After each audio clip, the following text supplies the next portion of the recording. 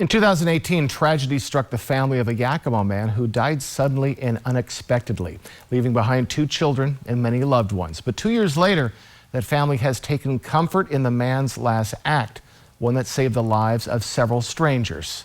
Emily Goodell has the story. Had a heart of gold. He really was a really good kid. He always had a smile on his face.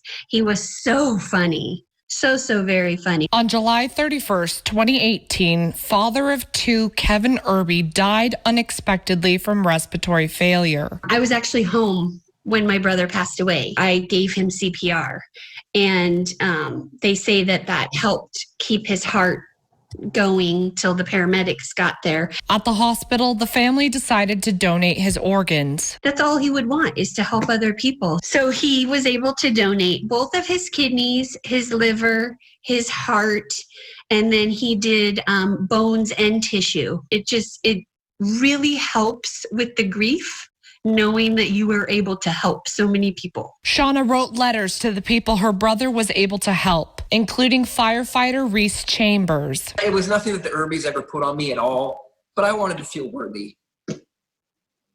I wanted to be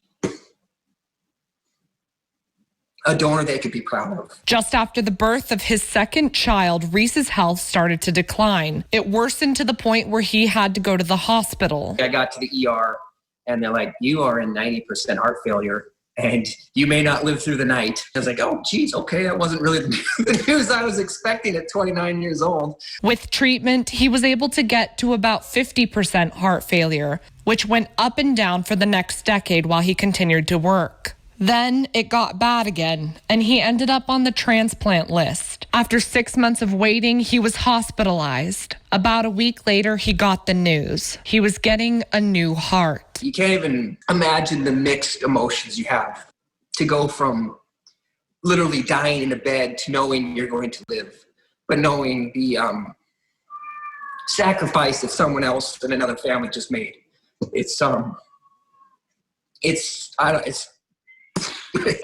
Reece became the first firefighter in Washington state to go back to work full-time after receiving a heart transplant. I am so proud of the man I got as a donor.